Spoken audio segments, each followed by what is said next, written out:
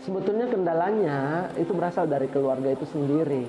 Kadangkala keluarga yang memang tidak memahami bagaimana cara membuat keluarganya yang memiliki kelainan gangguan jiwa itu bisa keluar dari persoalan. Jadi cara yang tepat menurut mereka adalah pemasungan. Nah, sehingga itu juga hal itu yang membuat kita terpikir bagaimana caranya kita memberikan edukasi terhadap keluarga sehingga bisa berpikir bagaimana cara merawat gangguan jiwa dengan tidak memasungnya.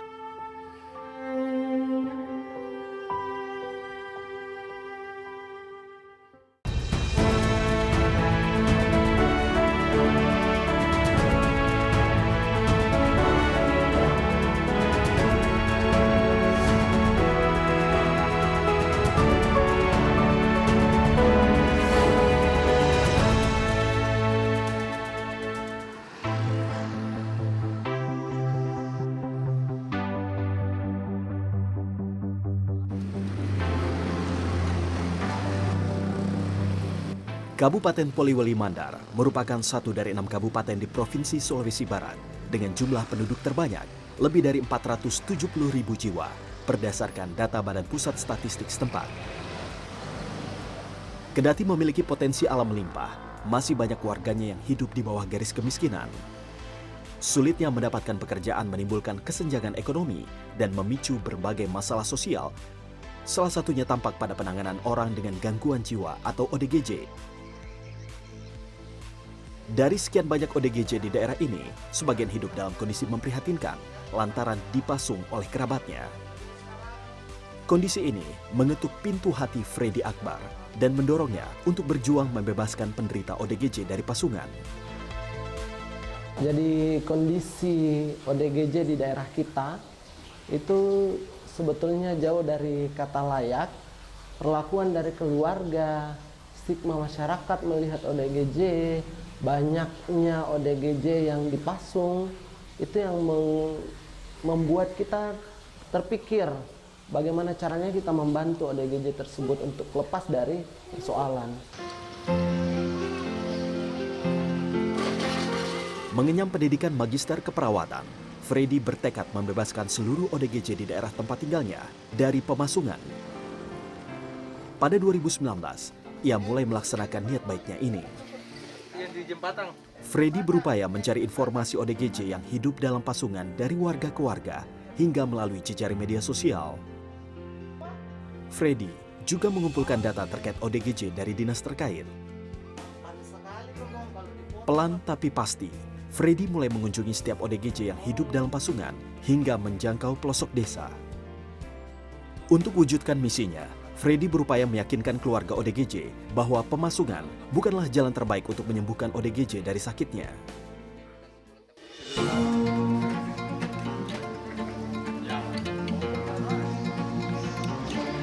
Meski begitu, Freddy mengakui misinya membebaskan ODGJ dari pemasungan tidak serta-merta mendapat dukungan. Keluarga terdekat, termasuk orang tua dan istri tercinta, adalah orang-orang pertama yang menentang aksi sosialnya. Orang tua dan istri Freddy takut dan khawatir. Meski demikian, Freddy tidak patah semangat. Awalnya istri saya sebetulnya khawatir karena yang kita hadapi ini kan manusia yang mengalami gangguan jiwa kan. Tetapi dengan tekad, kemudian memperlihatkan bagaimana cara kita mendekati, cara pendekatan kita terhadap ODGJ tersebut, sehingga keluarga sekarang ya sudah cuek juga, artinya sudah membebaskan saya untuk tetap berkiprah di situ. Seiring berjalannya waktu, misi sosial Freddy membebaskan penderita ODGJ dari pemasungan juga mendapat dukungan dari kalangan mahasiswa. Tidak sedikit mahasiswa di daerah ini tertarik dengan gerakan sosial yang digagas Freddy. Untuk menguatkan gerakan sosial yang mereka bangun, Freddy dan para mahasiswa membentuk komunitas pemerhati sosial yang mereka beri nama Yayasan Mandar Indonesia atau Yamando. Kalau ke ODGJ ya pasti takut ke awalnya, tapi sekalinya sampai mikir di sana tidak Ji, karena kan kayak apa di kalau berkomunikasi sama ODGJ kayak orang waras juga nyambung Ji, diajak bicara juga. Ini dia Ada tuh.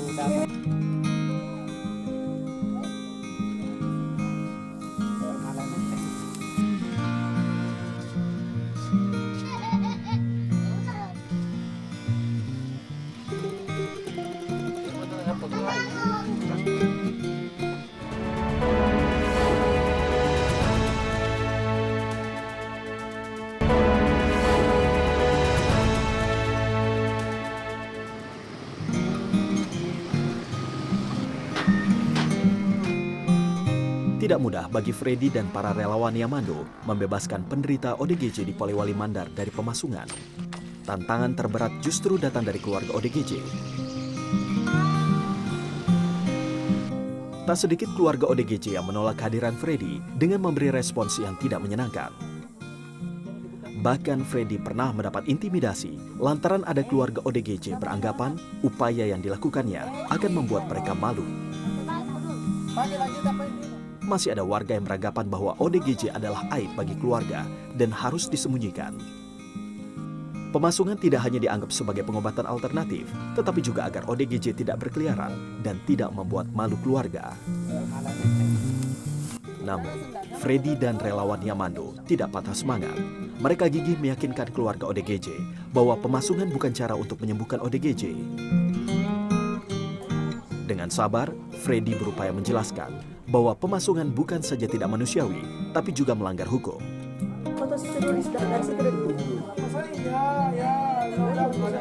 Perlahan, tapi pasti, kehadiran Freddy mulai diterima baik oleh masyarakat, khususnya para keluarga ODGJ. Bahkan tidak sedikit keluarga ODGJ yang meminta Freddy untuk membantu kerabat mereka yang selama ini dipasung agar bisa mendapatkan perawatan yang layak di rumah sakit. Sebetulnya kendalanya itu berasal dari keluarga itu sendiri. Kadangkala keluarga yang memang tidak memahami bagaimana cara membuat keluarganya yang memiliki kelainan gangguan jiwa itu bisa keluar dari persoalan. Jadi cara yang tepat menurut mereka adalah pemasungan.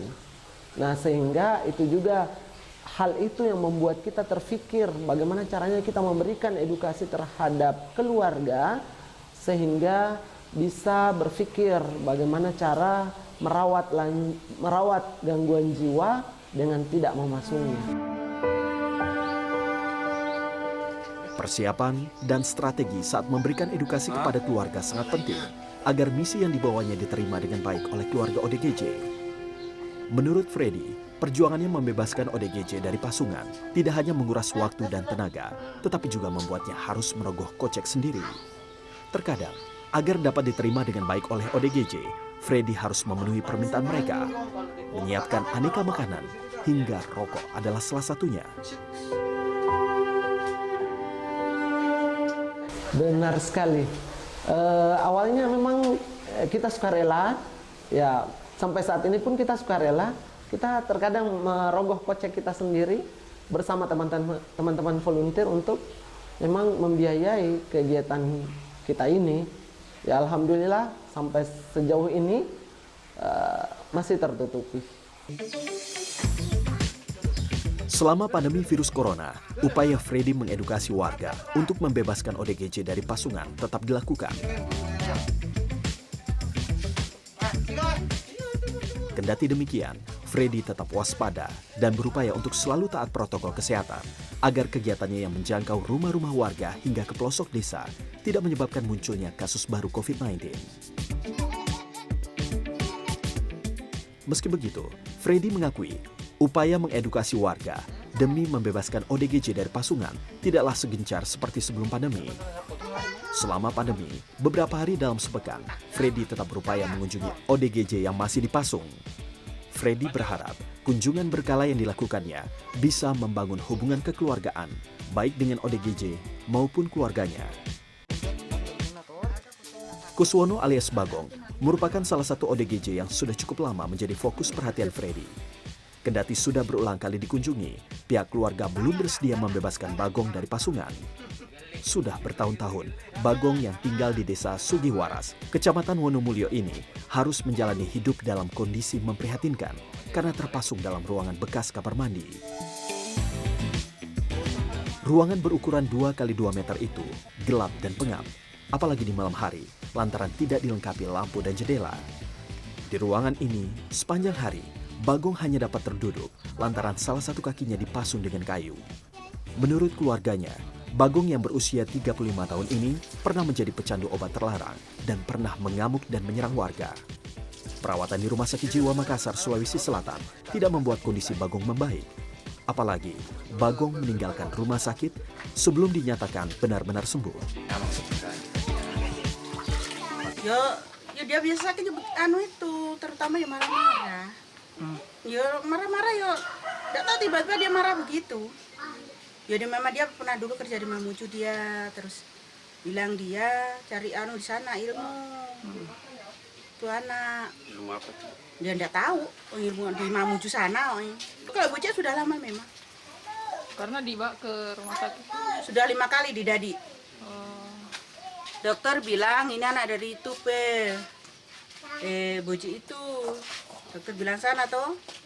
Kalau sudah itu ya kadang ya baik, kadang begitu timbul marah lagi. Saya takut nanti kalau dia pulang lagi saat trauma enggak bisa lari. Ya kalau datang langsung itu tadi malam ya berteriak terus, kemarin malam juga. Marah-marah sendirinya. Omnya ini dimarahi tuh sana, omnya sana dimarahi semua. Sampai saat ini, Freddy masih mencoba membujuk keluarga agar bersedia membebaskan Bagong dari pasungan demi perawatan lebih layak di rumah sakit. Setelah beberapa kali kunjungan, kehadiran Freddy mulai mendapat respon baik dari Bagong. Padahal selama ini Bagong kerap marah dan mengamuk saat mengetahui kehadiran orang baru di dekatnya. Perlahan, Freddy juga mulai dapat mengajak Bagong untuk berkomunikasi. Dengan bantuan warga setempat, Freddy dan relawan Yamando akhirnya berhasil melakukan perawatan dasar kepada Bagong, walau kondisinya masih terpasung. Perawatan dasar tersebut antara lain memotong rambut serta membersihkan tubuh Bagong yang jarang dibersihkan sejak hidup dalam pasungan. Untuk ODGJ itu sendiri kita punya konsep ya, konsep KPTP. Jadi KPTP ini adalah sebuah konsep di mana kita memberikan pemahaman terhadap keluarga pasien, mengadakan pendekatan bahwa perawatan lepas pasung itu sebenarnya jauh lebih baik ketimbang pemasungan.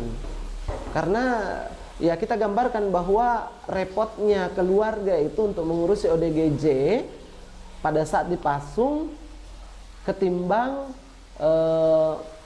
merujuk keluarganya yang ODGJ ini merujuk ke rumah sakit untuk mendapatkan perawatan yang lebih layak. Selain Bagong, ODGJ lain yang menjadi fokus perhatian Freddy sejak pandemi virus corona adalah Suwardi. Pria berusia 61 tahun ini juga sudah bertahun-tahun dipasung. Suwardi melalui hari-harinya di bawah bangunan kayu yang nyaris ambruk, tanpa dinding dan hanya berlantaikan tanah. Setiap malam, Suwardi harus tidur dalam kondisi kedinginan, beralaskan beberapa potong papan yang kotor. Istrinya Gustina mengatakan, gangguan kejiwaan yang dialami Suwardi bermula sepulangnya merantau di Malaysia.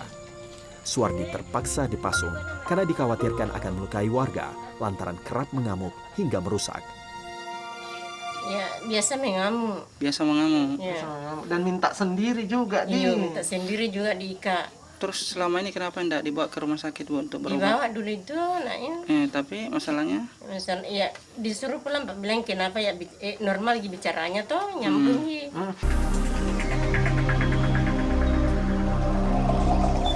Dalam kunjungannya ke rumah Suwardi kali ini, Freddy dan relawan Yamando berhasil meyakinkan keluarga Suwardi untuk membebaskannya dari pasungan dan mengizinkannya dibawa ke rumah sakit. Keberhasilan mengedukasi pihak keluarga untuk membebaskan Suwardi dari pasungan tidak hanya disambut bahagia oleh Freddy dan relawan Yamando, tetapi juga keluarga lainnya dan warga setempat. Mereka ingin menjadi saksi saat rantai baja yang sudah menahun melingkar di kaki Suwardi akhirnya dilepaskan. Rantai harus dilepaskan secara paksa menggunakan tang dan gergaji besi lantaran gembok penghubungnya sudah rusak. Upaya paksa seperti ini bukanlah baru pertama kali dilakukan Freddy. Hampir semua alat pasung yang membelenggu ODGJ sulit terlepas setelah menahun terpasang. Dibutuhkan kerjasama semua pihak untuk mendukung proses pemulihan, apalagi setelah kembali ke lingkungan keluarga dan masyarakat. Tidak sedikit ODGJ yang telah menjalani perawatan kembali sakit karena kurangnya perhatian dari orang terdekat. Sebetulnya tantangan juga kita sebenarnya ini adalah kekambuhan, pemasungan kembali oleh keluarga. Nah, ini disebabkan oleh ketidakpahaman oleh keluarga bagaimana cara memperlakukan keluarganya ketika sudah di dalam sudah perawatan lalu kemudian kembali ke rumah, bagaimana caranya kita memotivasi keluarga kita untuk meminum obat. Nah, itu yang biasa terjadi. Jadi ketika kita lepas pasung kemudian kita bawa ke rumah sakit, setelah dari rumah sakit sembuh, tetapi obat ini harus rutin untuk diminum. Nah, kadangkala keluarga ini yang kadang lupa alasannya, kadang karena tidak ada biaya untuk ke puskesmas, padahal obatnya gratis. Ya, seperti itu. Jadi terjadi kekambuhan. Keberhasilan Freddy mengedukasi warga untuk membebaskan ODGJ dari pemasungan mendapat apresiasi pemerintah setempat. Alhamdulillah dengan adanya ini Mandar Indonesia sangat membantu sekali dinas sosial di lapangan. Ya, kebetulan kita kan punya mitra, jadi sangat membantu untuk penanganan ODGJ. Adapun kewajiban kita di sana, ya tentu kita sama-sama untuk bagaimana seperti pelepasan pasung dan lain-lain sebagainya seperti itu. Berdasarkan data Dinas Sosial Provinsi Sulawesi Barat, jumlah ODGJ di Kabupaten Poliwali Mandar sebanyak 617 orang.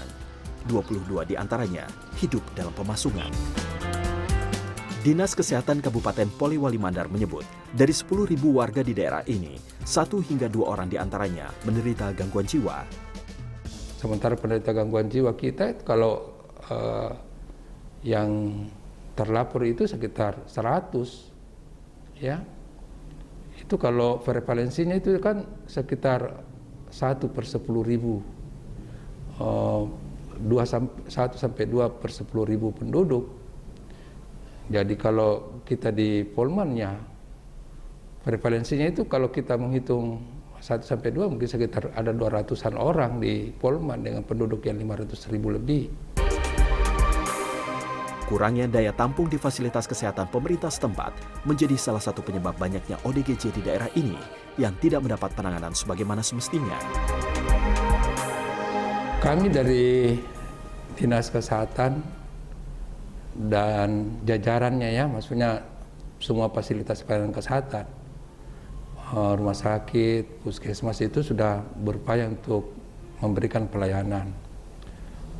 Kalau sekarang masih ditemukan bahwa ada warga yang dipasung, itu mungkin alternatif ya supaya bisa berobat teratur, bisa dipantau kesehatannya. Persoalannya adalah soal edukasi keluarga. Kalau kami turun itu untuk memberikan edukasi ya beberapa hari itu memang bisa berjalan bagus, pengobatan berjalan bagus, tapi begitu kami tidak turun, kami tunggu di fasilitas kesehatan di puskesmas untuk pemberian obat, itu kadang-kadang kami harus turun lagi mengantarkan obatnya. Jadi persoalannya di sekitar situ memang. Kalau sekarang di rumah sakit umum daerah kan kita sudah buat itu untuk bansal penderita gangguan jiwa dan di sana ada dokter ahli juga. Persoalannya adalah daya tampung. Di sana kemampuannya itu hanya 10 sampai 15 orang.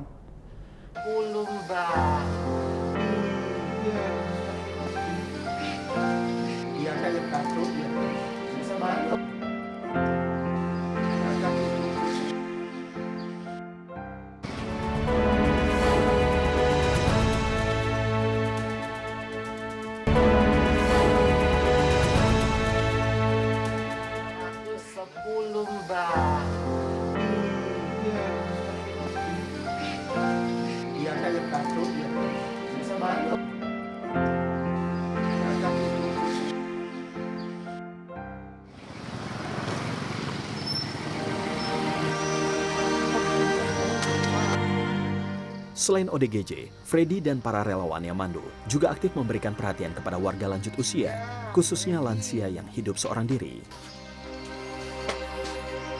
Iya, benar sekali. Jadi kita juga sebenarnya bergerak di lembaga ini, Yayasan Mandar Indonesia ini di 3 konsentrasinya yakni disabilitas ODGJ, disabilitas mental, kemudian para lansia. Jadi sebetulnya bukan hanya pada lansia yang terlantar, tetapi lansia yang produktif juga bagaimana kita memberdayakan. Ya, salah satunya adalah pemberdayaan ekonomi. Seperti itu. Di sela kesibukannya mengurus ODGJ, Freddy meluangkan waktu mengunjungi rumah sejumlah lansia di Kabupaten Polewali Mandar.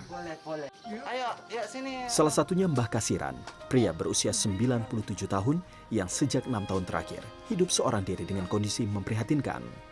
Mbah Kasiran tinggal di dalam kamar di sebuah rumah yang sebelumnya kosong. Sudah cukup lama, Mbah Kasiran harus dibantu orang lain untuk mengurus berbagai keperluannya.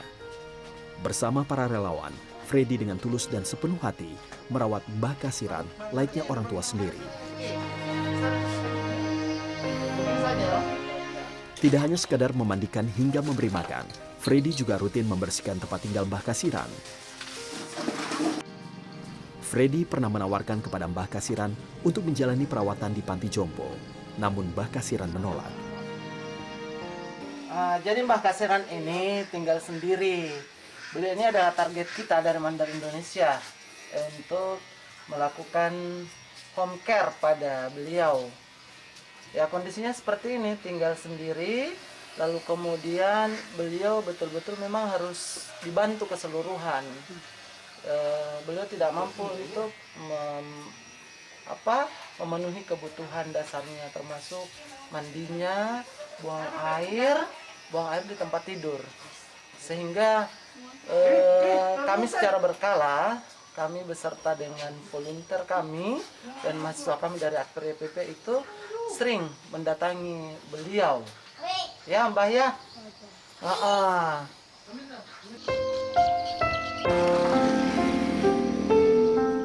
Tidak jauh dari rumah Mbah Kasiran, masih ada lansia lainnya yang juga hidup dalam kondisi memprihatinkan. Namanya Boniran, berusia 80 tahun. Lansia yang sudah lama hidup seorang diri ini juga tinggal di dalam rumah yang sudah reot. Kendati kondisinya semakin lemah, Boniran masih mampu beraktivitas sendiri tanpa bantuan orang lain. Kehadiran Freddy dan relawan Yamando menjadi secercah harapan bagi Boniran dan lansia lainnya di daerah ini untuk terus berjuang menjalani sisa hidup. Mereka bersyukur masih ada orang baik yang tanpa pamrih memberi perhatian di saat orang terdekat justru menutup mata, seolah mengabaikan keberadaan mereka. Iya ya, banyak ya, di Polman ini sebetulnya banyak yang terlantar. Ya, jadi persoalan terlantar ini itu bertingkat lagi.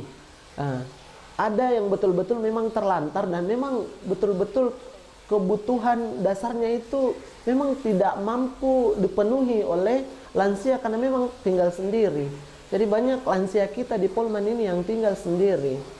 Seperti itu. Mungkin memang tidak punya keluarga. Ada beberapa yang tidak punya keluarga, ada juga yang punya keluarga akan tetapi keluarganya yang tidak memperhatikan. Seperti itu. Freddy mengaku perjuangan membebaskan ODGJ dari pemasungan serta memberikan kebahagiaan untuk lansia terlantar masih jauh dari yang diharapkannya. Mimpi terbesarnya adalah ODGJ dan lansia bisa menjalani hidup dengan lebih baik dan lebih layak.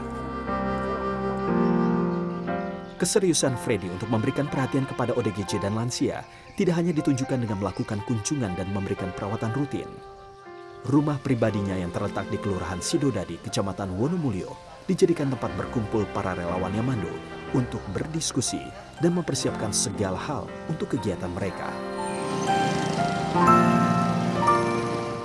Freddy juga menyiapkan sepetak lahan yang dibeli dengan hasil jeripaynya sendiri sebagai lokasi untuk membangun rumah singgah bagi ODGJ dan lansia.